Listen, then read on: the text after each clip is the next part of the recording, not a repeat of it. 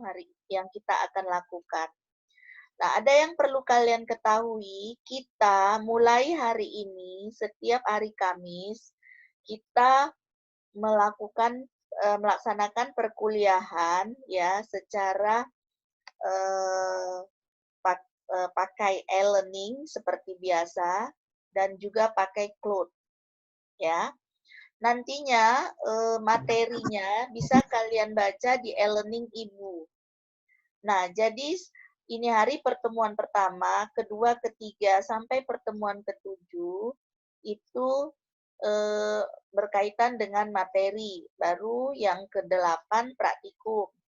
Nah, yang pertemuan untuk 17 ya kalian dalam hal ini membaca materinya di e-learning dan mengabsen ya seperti biasa. Dan kalau dan tentunya setelah itu membaca materi ya, kalau ada yang ingin ditanyakan silahkan ditanyakan, tetapi kalau sesudah itu Ibu akan memberikan tugas. Jadi setiap pertemuan Ibu memberikan tugas ya pada kalian. Jadi tugas itu dan absen kalian ya, tentu kehadiran kalian itu menjadi bahan yang berkaitan dari penilaian dalam nilai praktikum. Jadi terpisah ya nilai praktikum dan nilai teori yang seperti biasa kita kuliah di hari Selasa malam, Selasa sore ya. Nah jadi untuk nanti pertemuan ke-8 baru kita akan praktikum ya untuk membawa dari siswa atau mahasiswa ya yang pada dasarnya kita sudah tahu tata cara dalam melakukan praktikum.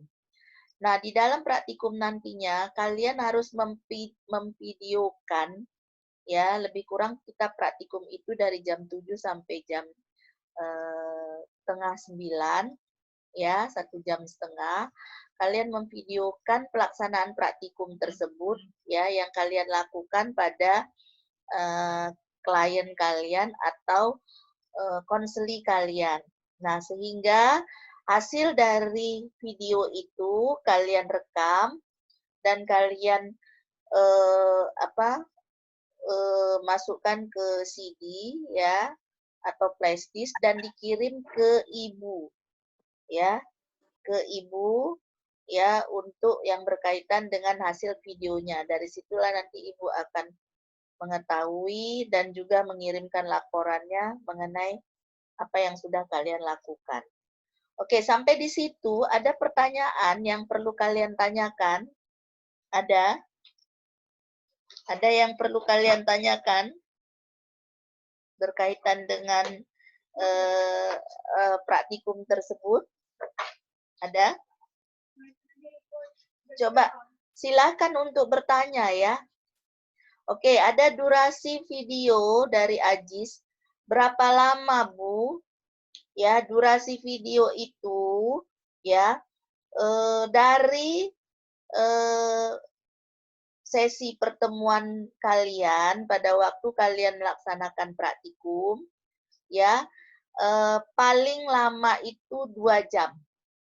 Paling lama itu 2 jam ya. Jadi harus kalian videokan kalian dengan IT kalian atau konseli kalian ya. Jadi harus jelas baik suara maupun apa-apa yang kalian tanyakan pada IT kalian. Oke, ada pertanyaan lagi? Ada yang mau ditanyakan? Selain durasi video, berapa lama yang mau ditanyakan? Maaf, Bu. Ya, silakan. Maaf, Bu.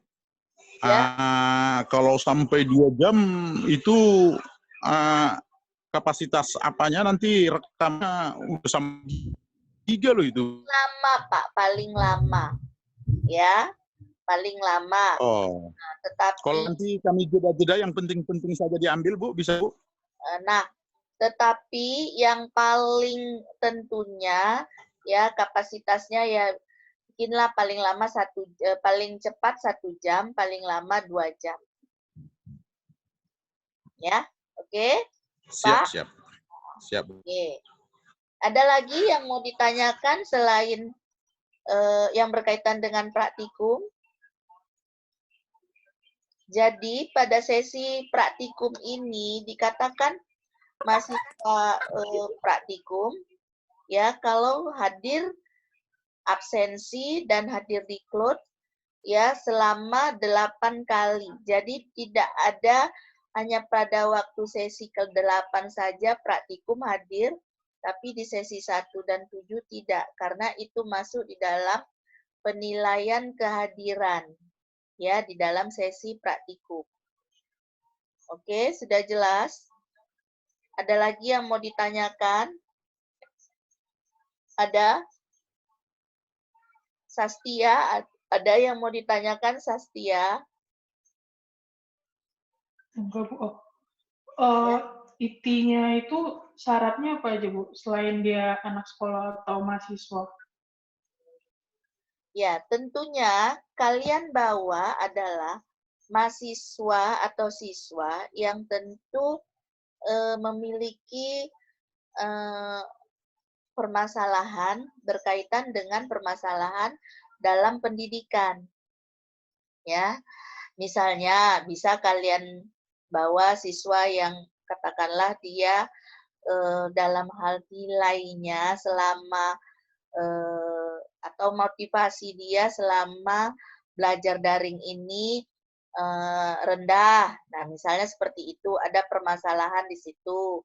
Nah, itu bisa kalian jadikan permasalahan, identifikasi nanti permasalahan-permasalahannya. Lalu kalau memang memungkinkan untuk katakanlah diberikan penanganan, ya silahkan. Nah, misalnya seperti itu. Tetapi kalaupun tidak sampai sejauh itu, yang terpenting adalah membawa siswa, ya. Jadi tentunya minimalnya SMA aja ya, nggak usah SMP atau mahasiswa, ya. Atau bisa saja orang-orang yang pada dasarnya di dalam satu proses belajar mengajar dia mengalami permasalahan. Oke ya, itu ya, Sastia. Nah, jadi Bu, maaf Bu. yang bawah. Ya, Maaf, silakan Bu. Pak Ragol.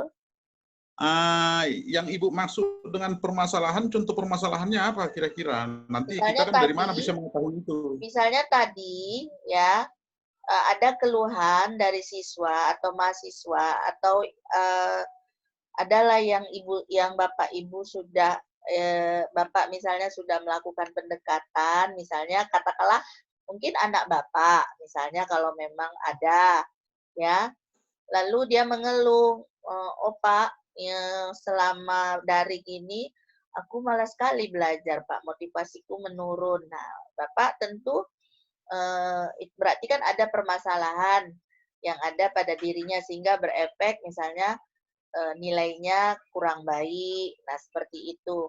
Nah, itu nanti bisa ditanyakan ya, digali lagi lebih dalam kenapa, mengapa. Kalau memang diberikan solusi ataupun penanganan ya bagaimana cara-caranya supaya dia tetap termotivasi meskipun belajar daring, ya silahkan. Nah, jadi itu contoh-contoh yang sederhana yang bisa Bapak nanti gali dari orang-orang yang pada dasarnya kasus-kasus untuk masalah pendidikan. Ya, misalnya seperti itu. Pokoknya yang ada keluhan ya Bu? Ya tentunya iya, yang tentu ada permasalahan. Permasalahan Iya. itu kan dalam arti adanya harapan tidak sesuai dengan kenyataan, kan gitu kan? Ada kesenjangan dalam dirinya misalnya. Ya, jadi itu contoh-contoh yang sederhana yang bisa Bapak cari ya tentunya bagi orang-orang yang punya permasalahan ya di dalam pendidikannya. Ya, khususnya pendidikan. Jadi tidak berkaitan dengan masalah-masalah hal-hal yang pekerjaan atau yang lainnya, tidak. Ya, oke Pak. Ya Bu. Ya, oke. Nah sekarang kita coba coba buka ya yang berkaitan dari mengenai materi Ibu di e-learning ya. Jadi yang berkaitan dengan hari ini ya sebenarnya sedikit sekali materinya ya.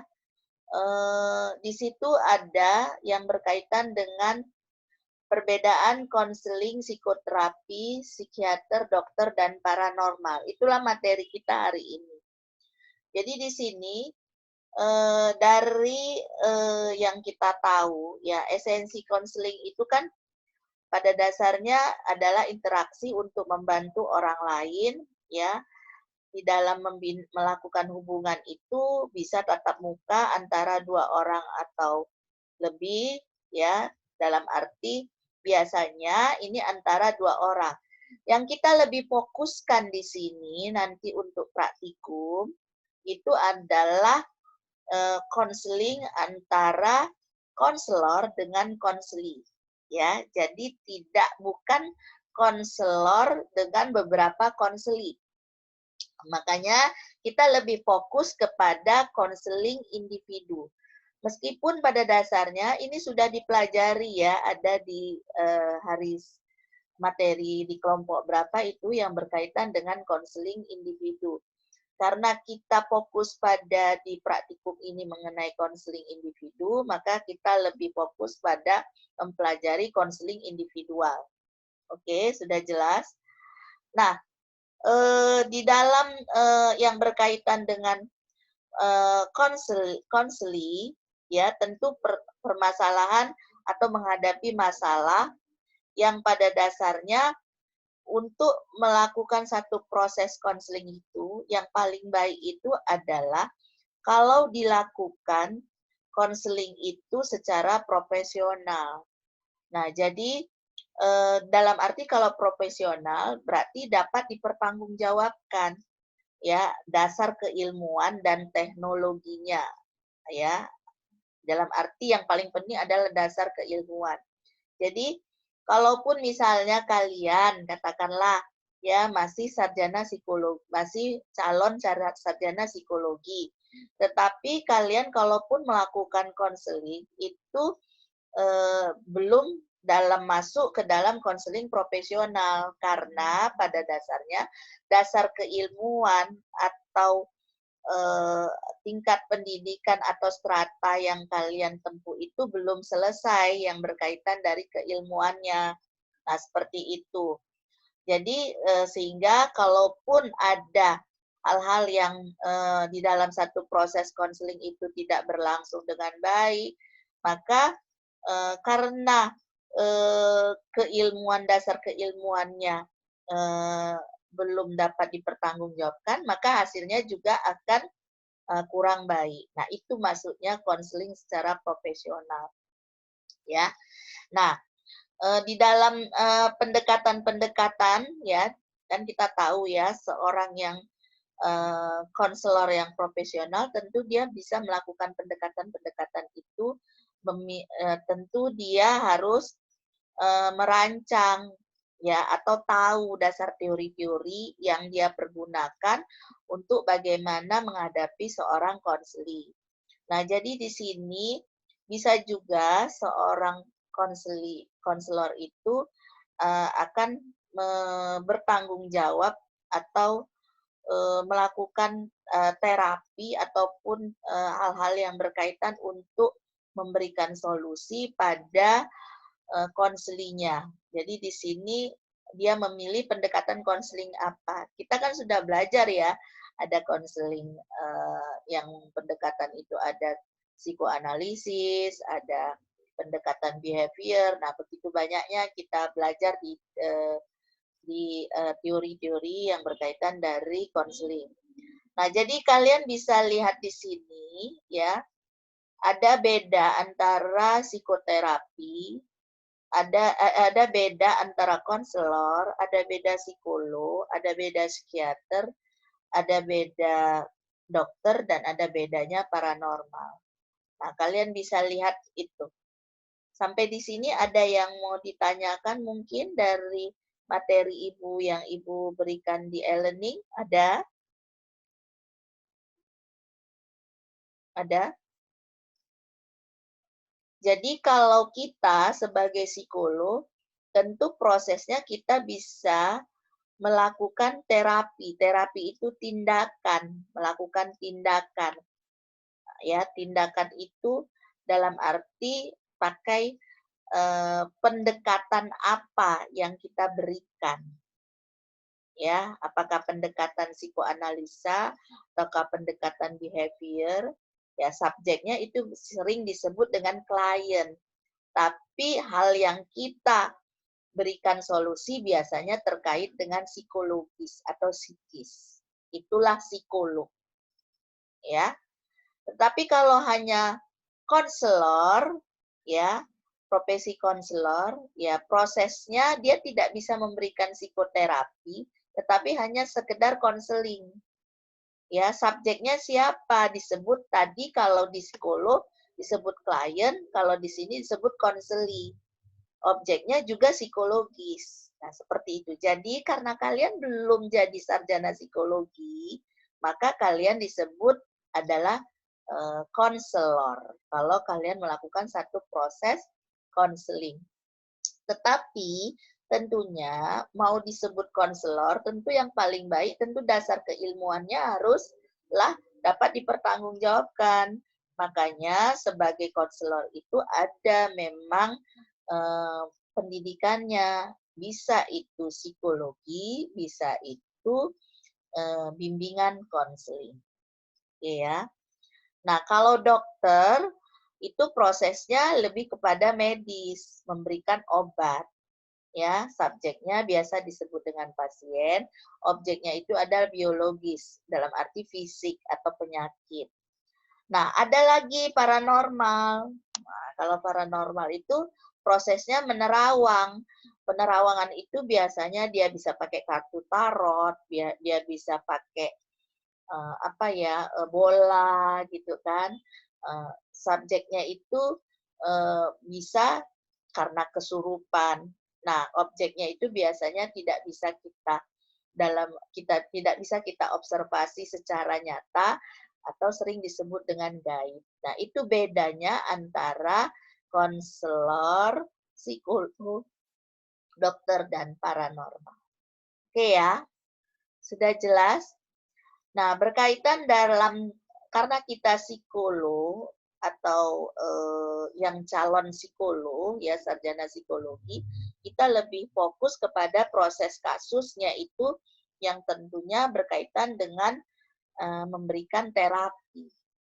Jadi, mahasiswa semuanya, ya kalau kita melakukan satu proses kasus nanti, misalnya tadi pertanyaan Pak Ragol, ya tentunya pertama sekali ya kita memakai kan observasi kan dan nantinya wawancara. Nah, tentu kita sebelum kita tahu memilih siapa si A, si B, si C kah yang akan jadi klien kita untuk kita bawa nanti di dalam ruang praktikum di dalam klub ini, kalian tentu harus menanyakan dari awal dulu, mengobservasi hal-hal yang berkaitan dengan siswa atau mahasiswa yang akan kalian bawa.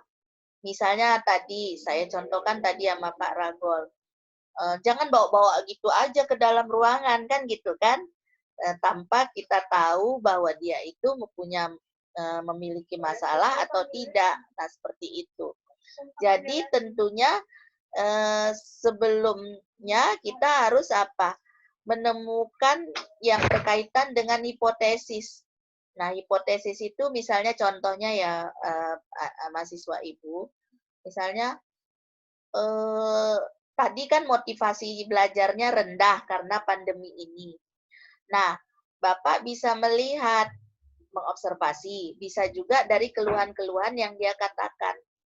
Ya, nah jadi di sini aku misalnya aku Pak Ragol kalau waktu kuliah kayak gini daring ini malas sekali aku matikan videonya, malas aku dilihat-lihat dosen itu meskipun dia bilang-bilang buka video nah, misalnya seperti itu nanti pun aku terbaring-baring, nggak duduk aku kan gitu kan, aku malas bertanya. Nah, kumpul apalah itu berarti apa, perilaku-perilaku atau keluhan-keluhan yang dia tampilkan. Nah, keluhan-keluhan yang dia tampilkan itu Bapak catat, lalu Bapak menduga ya bahwa dari apa-apa yang Bapak baca, perilaku itu menunjukkan adalah perilaku yang menunjukkan motivasi belajar rendah. Paham ya sampai di situ ya. Nah, cara-caranya seperti itu.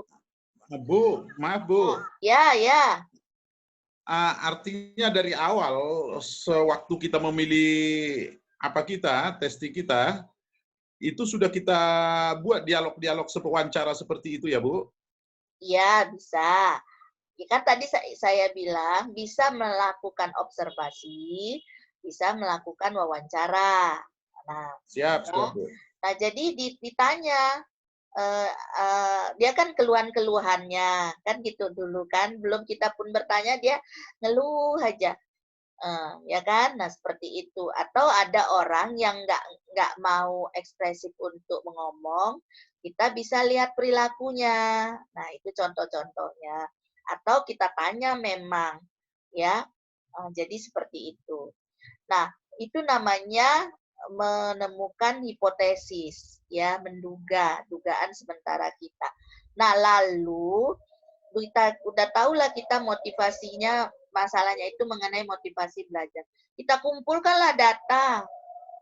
Kita kumpulkan data, mengumpulkan data itu bisa dari kalau misalnya tetangga Bapak, ya, atau misalnya orang tuanya. Tapi kumpulkanlah datanya dari orang-orang yang memang sangat kenal dekat dengan dia. Paham ya Pak ya? Misalnya lah saya, Bapak mau tahu mengenai saya, Bu Nini. Kan? Bapak ngumpulkan data, tentu jangan pada siapa. Oh Bu Nini itu orangnya suka sekali, emosian misalnya kan. Itu dugaan Bapak. Lalu Bapak nanyakan pada siapa yang terdekat. Pada suami, kalau Bapak kenal dengan suami saya. Lalu pada siapa? Pada mahasiswa-mahasiswa. Kalau dalam proses belajar Bu, mana? Itu. Artinya Bu, selain wawancara, bisa juga lewat menyelidik ya Bu ya? Iya, dalam arti mengumpulkan siap, data siap, paham, itu Bu. tujuannya. Paham Bu, ya. Pak. Oke. Lalu dari tadi sudah menentukan hipotesisnya dan sudah mengumpulkan data, maka apa, bantuan apa? Nah, itu tadi kan kumpulkan data kan diagnosis kan? Lalu prognosis, tentukan jenis bantuan apa kira-kira atau solusi apa yang bisa Ibu Bapak berikan pada konseli tadi. Nah, apa kira-kira? Ya, tentunya dia kan ingin dia motivasinya tetap baik meskipun belajar daring, kan gitu kan? Gimana ya caranya? Kasihlah Bapaklah yang memberikan solusi ya pada individu tersebut. Nah, baru kalau memang memungkinkan perlu terapi, silakan. Nah, terapi itu bisa dengan caranya, misalnya contohnya ya, Bapak memberikan satu tindakan, misalnya sekarang gini, kamu kalau kuliah, kamu kalau lagi belajar, ya, kamu coba ya, perilaku kamu itu coba tetap hidupkan video. Tetap kamu bertanya, gitu. Itu contohnya. Itu tindakan. Action-nya, ya, Bapak yang memberikan itu. Tetapi bisa saja terapi itu tidak diperlukan. Ya, kalau misalnya masalah-masalahnya masih sangatlah sederhana. Nah, misalnya seperti itu.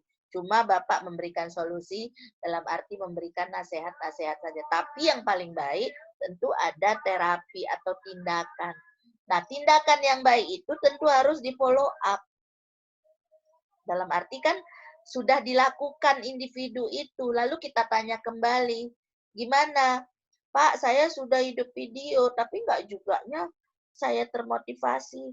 Pak, saya sudah bertanya, tapi nggak juganya. Nah, lalu kita tanyakan, apa masalahnya yang kamu rasa setelah kamu melakukan itu, tapi tetap nggak berhasil. Nah, itu misalnya. Jadi itu follow up namanya, diikuti kembali, ya tetap ditindaklanjuti. Nah, jadi itulah cara-cara yang kalian harus lakukan dalam proses nanti, katakanlah secara umum kalau menemukan yang berkaitan dengan individu-individu yang bermasalah seperti tadi. Kita kan sudah belajar teori-teorinya, itulah kita aplikasikan nanti, mau model yang mana kita lakukan. Sudah paham di situ? Sudah paham? Paham, Bu. Paham. Paham, Bu. Nah, oke ya.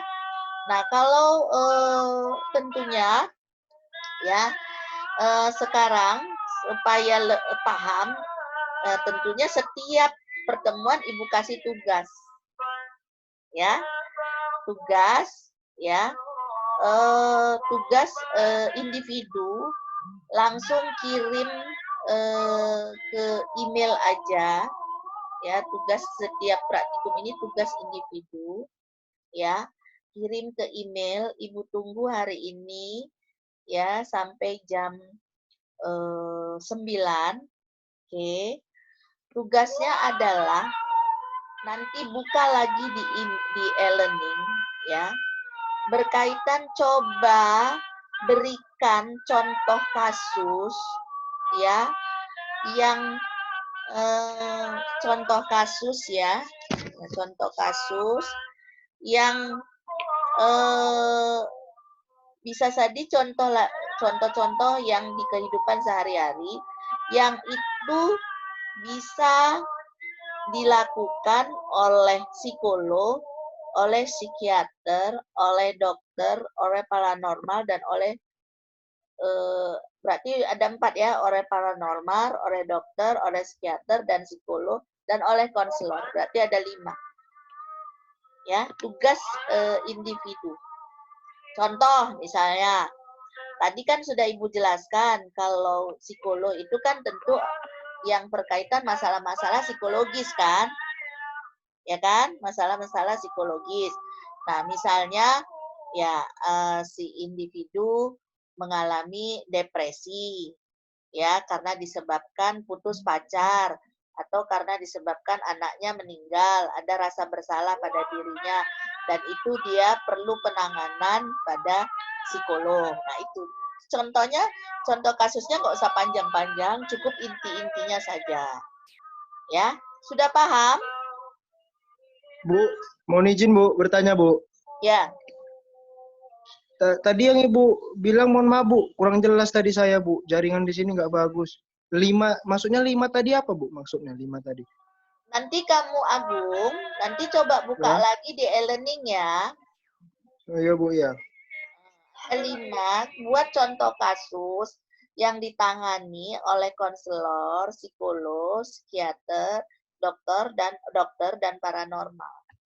Itu ya, di materi e-learning pertemuan pertama ya. Silakan dibuka itu. Bu, berarti masing-masing contohnya itu beda-beda, Bu. Jadi ada yang contoh buat konselor, ada contoh buat psikolog, ada buat psikiater, Ya. ada buat paranormal. Iya. Tadi kan Ibu kasih contoh psikolog ya. Nah, kalau dokter misalnya ya karena objeknya biologis, nah, biasanya kan medis. Ya contohnya misalnya apa? Sakit lambung ya, atau sakit darah tinggi, ya, kayak gitu. Itu masalah kalau seperti itu ditangani oleh dokter. Nah, oke, udah jelas? Oke ya. Jelas, Bu. Jelas Bu. Ada yang mau ditanyakan lagi? Ada? Ya. Ada? Nah, untuk proses kasusnya itu yang tadi Ibu jelaskan, sudah jelas ya. Minggu depan kita masuk ke proses konseling individual. Ya, karena ini yang nanti kita contohkan untuk berkaitan dengan praktikum. Sudah?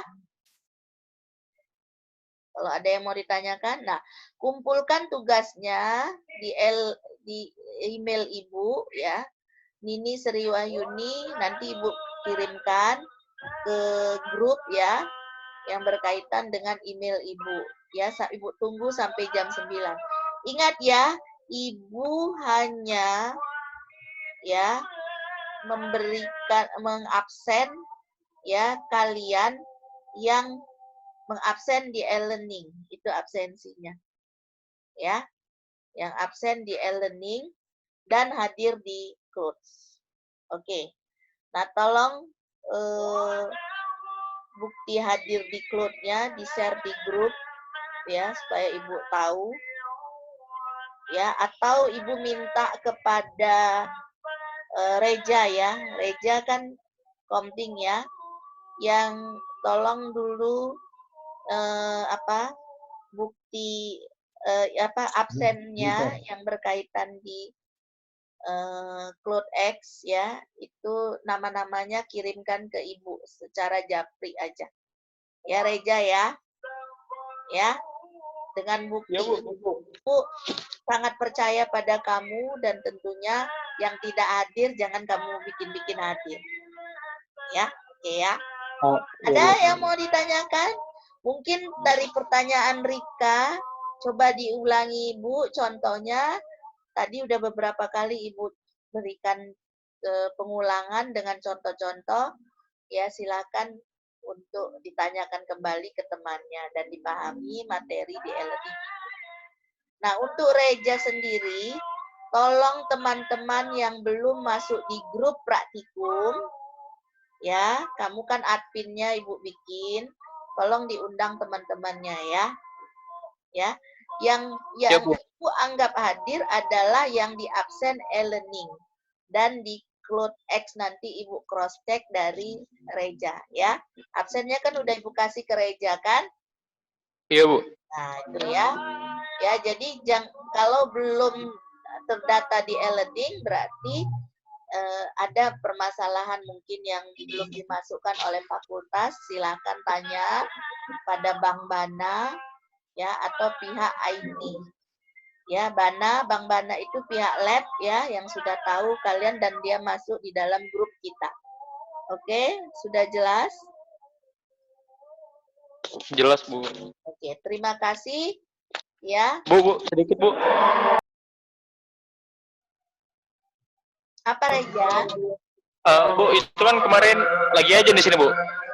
Itu kan kemarin Ibu ngasih form buat absensi. Nah, yang saya centang untuk hadir tuh yang absen yang sesuai dengan Di CloudX ya. Oh, oke, Bu. Ya. Makasih, Bu.